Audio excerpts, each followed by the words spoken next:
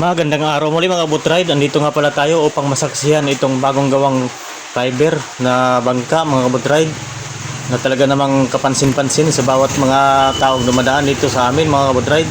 So tara mga kabutride, pasyalan natin, silipin natin mga kabutride mula labas hanggang sa loob mga kabutride. So tara, let's go. At ito na nga mga kabutride, hinahanda na nila yung mga tali upang mailusong na nila itong bangka nila nang mapalangoy na itong patig nila. Bali, ang ginagawa nga pala nila dito mga kabutride, naglalagay lang sila ng chinblock, chinichinblock lang nila kasi sa mga panahon ngayon mga kabutride, malakas yung hangin habagat. Walang bangka dito sa tapat na pwedeng magila sa kanilang bangka mga kabutride. Sobrang lakas ng alon kaya wala ditong bangka na maghihila. Kaya ang ginagawa nila dito mga kabutride, mano-mano na lang.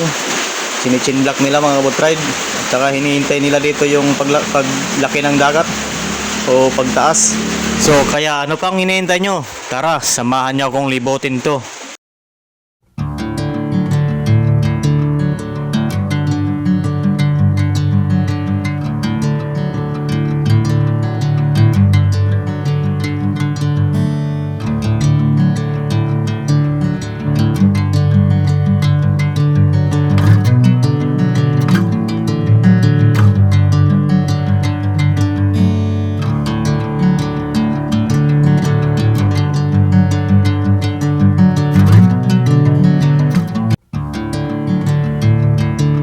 At yung mapapansin nyo mga kabutride, kakaibang estilo ang kanyang ginamit na ilisi. Nasa loob yung ilisi mga kabutride.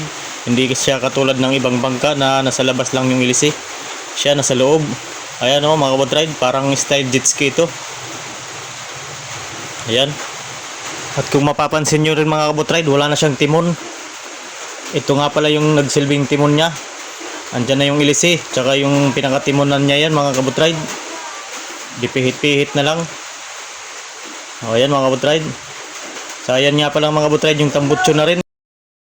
Yung tambutso niya. Ginagamitan pala nila dito mga kabutride ng gulong para hindi magasgas kung sakaling hilahin na nila mga kabutride.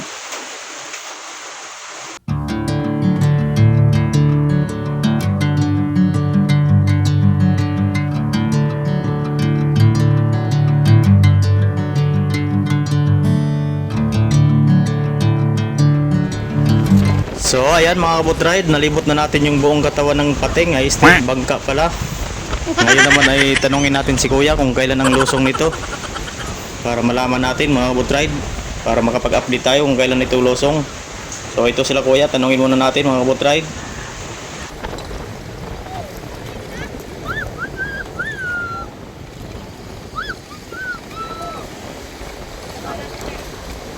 Kailan lusong ito kuya?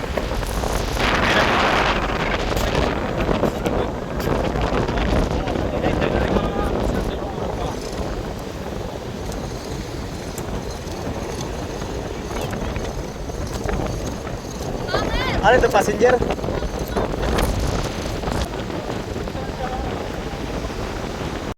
At dito nga pala ako mga kabutride, nabigla nung sinabi ni kuya na hindi pala ito passenger, kundi isang pamiwasan po ito. Gagamitin po nila sa pagpamiwas ng bariles.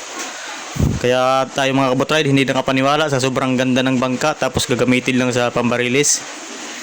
Mas maganda sana mga kabutride kung para sa akin pang tourist, kasi ka-attract yung kanyang itsura mga kabutride. Siguradong maraming sasakay pag ganyan mga itsura ng bangka na gagamitin mga kabutride. Kung kayo kaya mga kabutride, ano sa palagay nyo? Paki-comment na lang po mga kabutride kung anong purpose nyo dito, kung ganito kaganda ang inyong bangka. Ngayon kung pwede naman sana ganito na lang tapos ipa-repair nyo mga kabutride. Ayan, mas maganda pa siguro. Pero sa akin lang yun mga kabutride. So ayun mga kabutride, kung tapos na kayo mag-comment, tara samahan nyo na naman ako doon sa taas. Akyatin natin sa taas kung gaano kaganda yung loob nito mga kabutride. So tara, samahan nyo ako. Sobrang lakas nga pala rito mga kabutride ng hangin. Habang nagbibideo ako, natatalsikan na ako ng mga buhangin mga kabutride. Parang disyerto. Parang disyerto.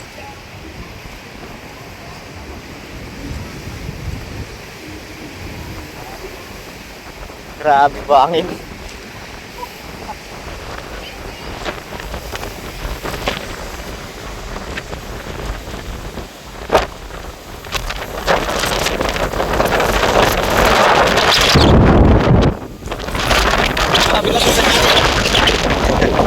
Biglang sa hangin.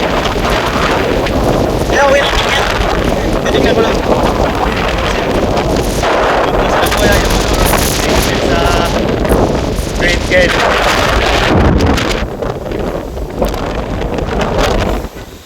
Gatin natin mga kabotride para makita natin yung loob.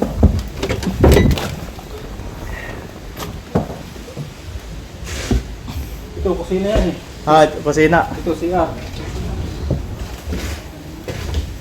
Ito mga kabotride, itong kusina nila mga kabotride.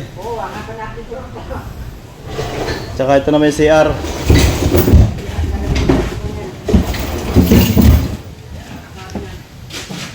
Ayun na, may bowl din. Lupit ito mga kabotride, kompleto.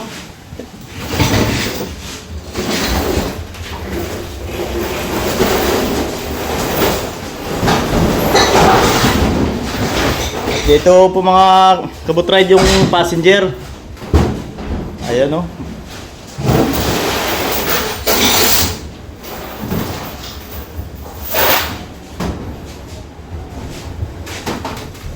Dito naman sa Manubila mga kabotride para sa kapitan. Ito na lang unang lumabas at hirap-hirap yung lock ng isa eh. Sige.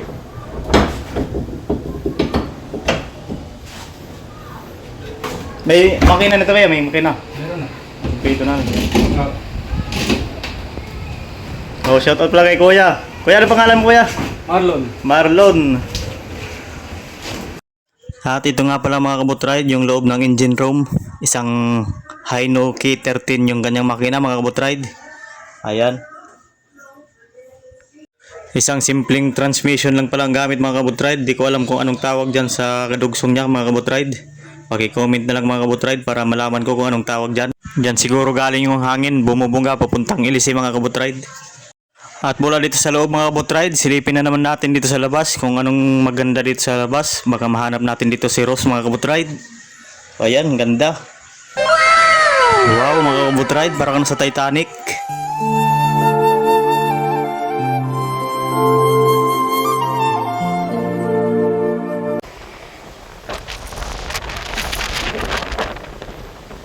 Sarap dito mga kabotride.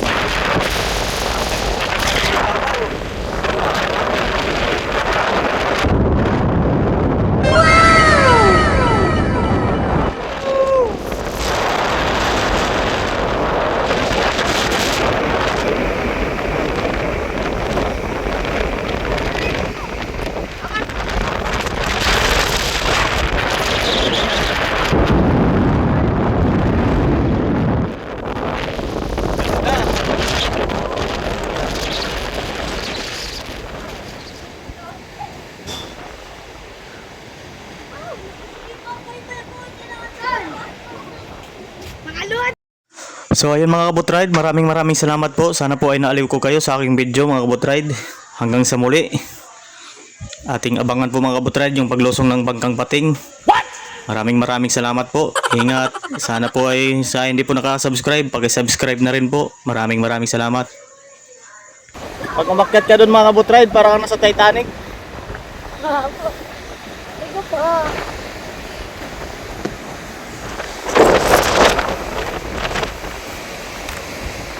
Ano kayo dyan ng pating?